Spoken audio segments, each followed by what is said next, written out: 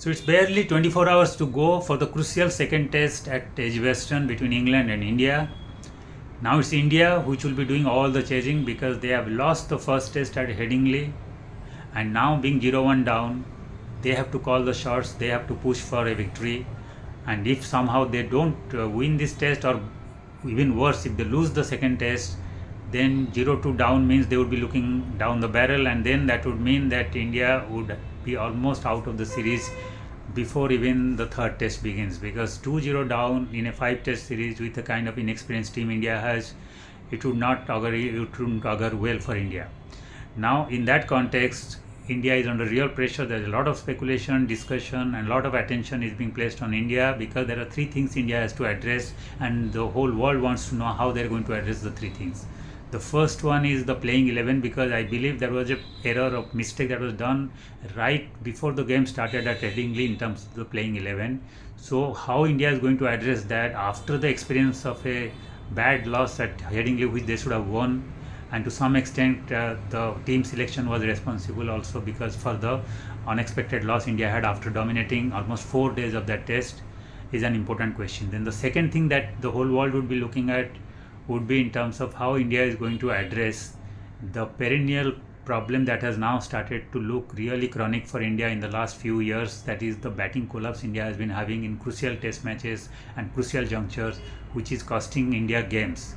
And the last one, in the Headingley test, India lost 7 for 41 in the first innings, 6 for 31 in the second innings, and with that kind of batting collapse, they just handed over the momentum and the initiative to England, even though they were at that moment was in a position to actually command the momentum and trying to be on the driver's seat. They just surrendered it with those batting collapse.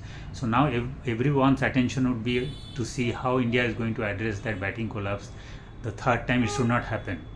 And the third thing, that is another important thing, is the kind of atrocious fielding performance that India showed, that actually ultimately caused India to lose the test. Even the final day they could have won the test, but they lost it because of that atrocious fielding, which saw 7 catches being dropped, most of them were sitters. So those three things are going to be crucial. So now all attention would be on Indian team, and everybody would like to know how they're going to address those three things. Now let's start with the playing 11. That is something which they have to finalize before even the toss starts by today or by tonight. But then it has become more complicated for the second test than first test, because it would have been much better for India to address this issue before the first test, because India would have gone with a clean slate. But now, with the experience of the batting collapse in the first test, after losing the first test, and also with the Bumrah being a very tricky kind of an ace which can be only spent thrice in this series, now this playing 11 becomes much more trickier, and it is a little beyond the hands of the team management, one can feel. Whereas in the beginning of the series, everything, all the aces were in the hands of the team management, they should have handled it better. But now, even if they want to, they would be having some serious questions over their head, because now things have become much more trickier. Now why they have become trickier? First thing is the Bumrah factor. Before the first test, Bumrah place was almost assured, and he was the match winner India already was banking on. Now there is a problem. Bumrah continues to the match winner because the experience of first test showed that he was the only bowler who was looking capable of taking wickets at crucial junctures. So now the problem is that he has already been used once. So out of 3 times that Indian team management has announced that they will be using him in a 5 test series to give him rest and to allow his body to heal to play a 5 test series. Now he has been already used once, and the question comes, will he be used again in the second test? Yes, they had 8 days of rest, but ideally India would have liked to either win the first test with Bumrah there, because they would like to get a favorable result every time they use that ace called Bumrah and they invest on him.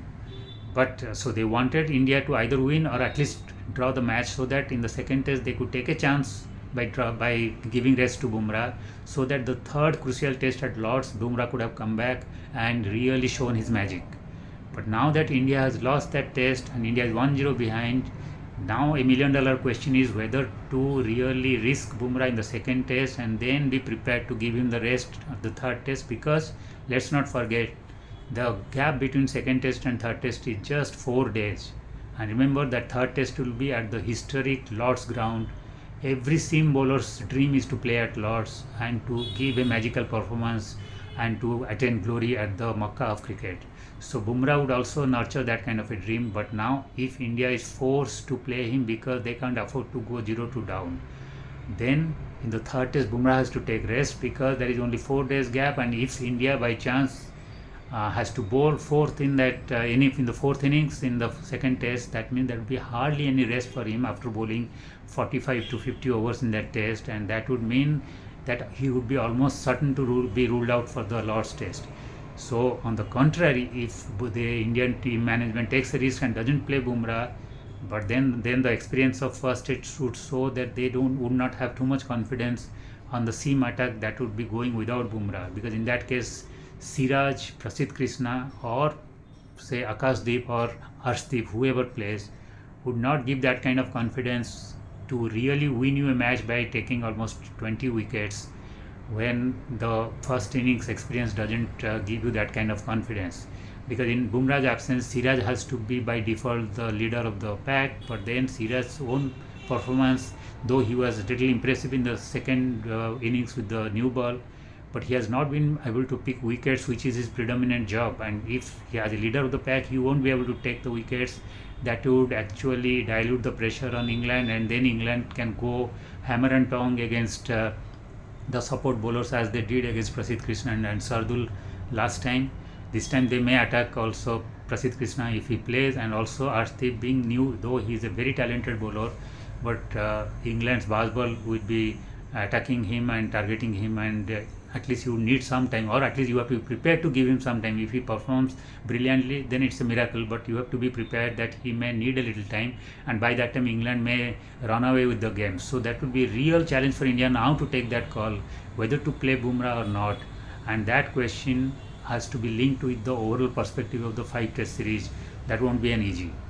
Now let's keep aside that Bumrah factor, which Indian team will be forced to take by today afternoon, that decision, or maybe tonight, and I am sure that would not be an easy decision whichever way they go, because if that decision doesn't click, then Indian team management would be also lambasted, because they have already been taking some wrong decision in terms of team selection and playing 11 selection right from the New Zealand series and Border Gavaskar Trophy, and in the first test also. This time also, if they take a decision and doesn't click with regard to Bumrah, then they would be also under the scanner.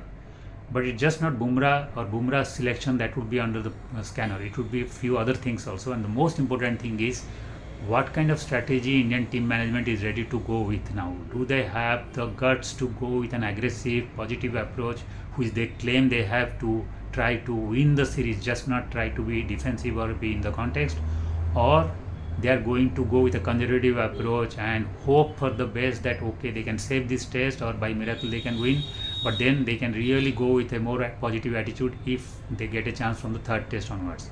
Now that will be a real big predicament for them, and that would put them in a precarious situation, because what has happened is that ideally they did a mistake in the first test by not picking a match winning bowler like Kuldeep Yadav, because they didn't have the confidence to go for drawing the first blood in the series. They always wanted to respond and react, and they wanted to go safe because they felt Rohit and Virat were not there. Indian batting top order may not click, or they would be under pressure against the seam bowling attack on a pitch which might be assisting seam. So they wanted to pack their team with batting strength so that there would be some cushion in the lower middle order. In that regard, what they did is they diluted their bowling attack, and they forced somebody like Kuldeep Yadav, which is the biggest match winner after Bumrah, out of the playing 11. And once they made him sit, they had to go with a support bowler like Shardul Thakur, who is a decent seam bowler under helpful conditions in terms of giving you a couple of breakthroughs. But his main reason for retaining him in the team was that he would add some useful runs in the lower middle order, and he would be that insurance along with Jadeja to bolster the Indian batting if the top order and the middle order collapsed because of the lack of experience in the absence of Rohit and Virat. Fortunately for India, that part never was required, because the top 4 batters were brilliant for India, and 4 out of the top 5 batters scored centuries, and they put India in commanding position. But then neither Jadeja nor Shardul could contribute with the bat, and when the time came for bowling, naturally you couldn't expect Kuldeep Yadav kind of spell from either of them, and India paid dearly because their bowling attack lost the tooth in the absence of Kuldeep Yadav.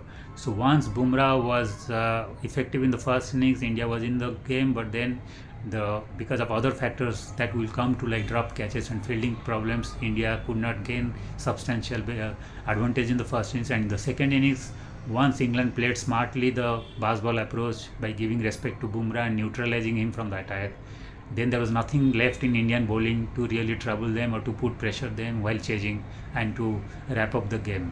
So that's where India lost the game. And this time the problem is more because even if team management would have understood or acknowledged their mistake from the first test, there would be experience of the first test which would also tie their hands down a little bit, because now if they go with a number 8 batter who is actually not a batter, a specialist bowler, that means they have to sacrifice batting after number 7.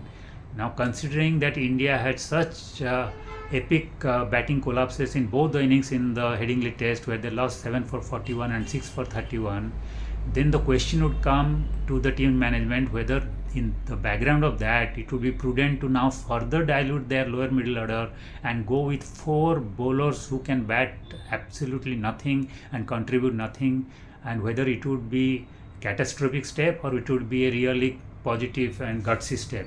So being brave is good, but whether being foolish is not the same as being brave. So Indian team management would be always aware of it, that there would be severe backlash and the outcome can be really catastrophic if they really go with a 7 kind of batter approach with 4 bowlers who can't bat. So if it would have been in the beginning of the test, they would not have been aware that what would be the scenario or how the batting collapse would happen. So it could have been easily a decision, they could have taken it.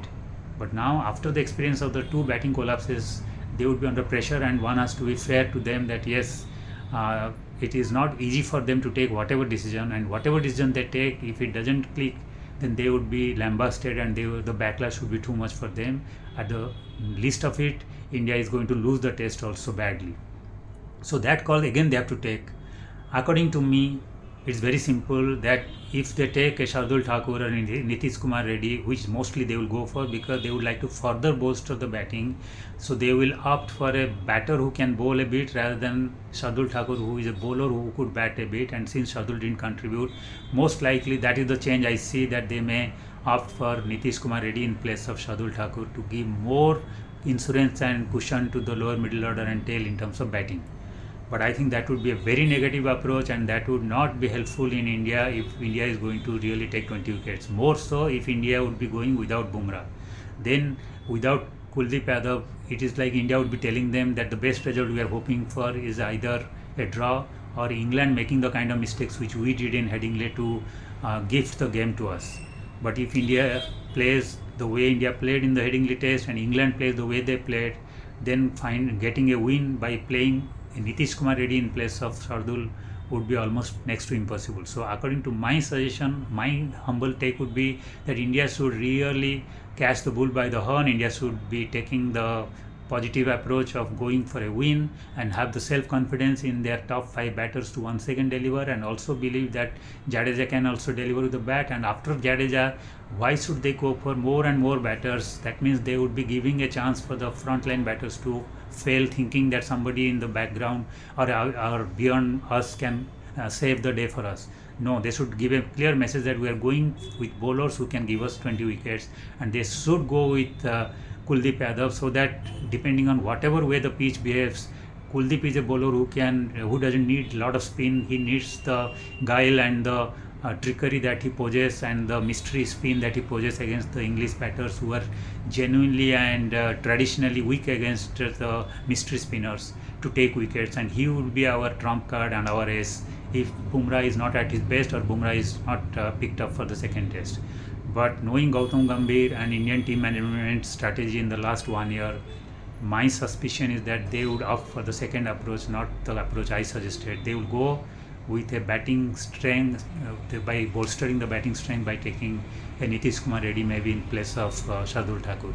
But that answer again we can find out before the toss. Now coming to the other problem, that is the problem of dropped catches.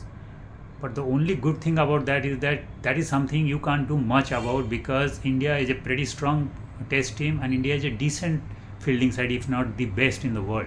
India is definitely not as bad or as atrocious as Pakistan in terms of ground fielding or catching. So yes, India dropped 7 catches, and yes, that cost India the first test badly. But then we know that on a given day or a bad day of fielding, you can drop a few catches, and it just unfortunately happened for India at Headingley.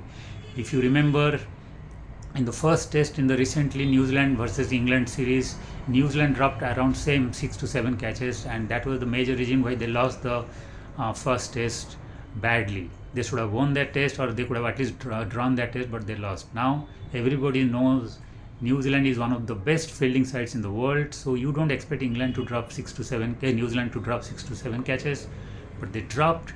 It was just one more bad day. They didn't do that same mistake in the next test or the next to next test, but that happened and they lost the test. But you don't do too many things to address that issue, because it is just not, you have to accept it as an aberration. I'm sure Indian team is a decent fielding side. Yes, they have dropped a few crucial catches in the BGT also, and also in the New Zealand series, but not the kind of way they lost those 7 catches in the first test at Headingley. So you don't expect India to repeat those mistakes in the second test at Edgbaston. I'm sure Indian fielding side has done a lot of groundwork, preparation and practice before the series started, and they would have done again the same under the fielding coach before the Edgbaston test. And one expects that those glaring mistakes they are not going to do, and it would get balanced out, and they are not going to drop so many catches. Maybe England may drop a few, but they are not going to drop. So this time that should not be a factor. So let us not spend a lot of time on things which you can't do much about. It was just an aberration. You have to accept that. So yes, the fielding part you will be taking care with your practices and your concentration and meditation, whatever you do to concentrate more better on the field. The playing 11, as I told you, and the balance between the batting and a match winning bowler, as I've told already, we have discussed at detail, and it is Indian team management's call. It will be interesting to see whether they are going to be positive or they are going to be a little negative and defensive like they have been in the past. And the third thing is the Bumrah factor, how they are going to address it. Regarding England, there is not much to speculate, because they have been addressing the issues in a very calm and matured way. Like all the past tests, they have also this time announced their playing 11 48 hours before the test, and they have announced an unchanged squad.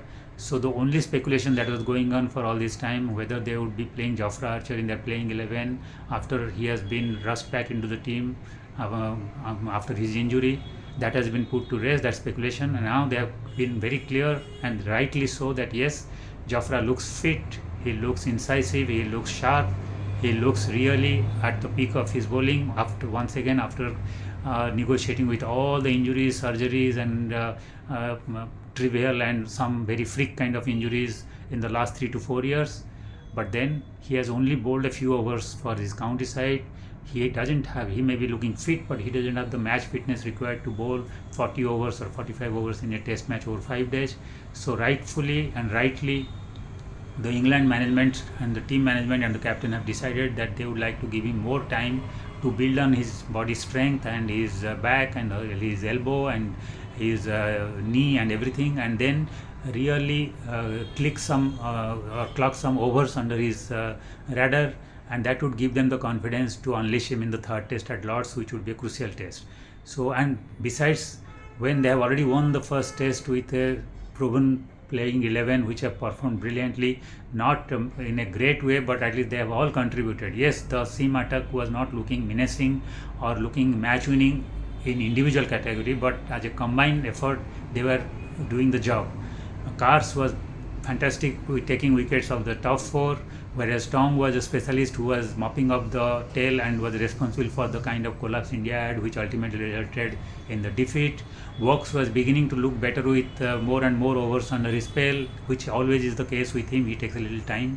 And Stokes was by far their best seamer, even though he was their number 4 bowler and a support bowler. He was their best bowler across the 2 innings. So why to tinker something, why to try to fix something which is not broken? So they have rightly gone with the same playing 11. They are banking on their bowlers. They are also expecting those bowlers to improve a little bit after their experience against the Indian batting on a flat pitch at Headingley. So they are expecting them to improve further, and any improvement would be creating more trouble for Indian middle order and lower middle order. And also you won't expect, or they would not from their perspective expect every time the top 4 of the 5 batters to score century on an English pitch against an English attack. So they are reasonably confident that they can actually do a better job also in putting pressure on Indian batting, which is already under pressure as a team, if not as the top 4 batters. So yes, England has very little to worry about, and India has all the questions to answer, and they have to be prepared. They have to be having a strategy, and they have to give a statement before the test, at the toss, and also during the test, if they want to come back into the series and win the test or draw the test. Thank you.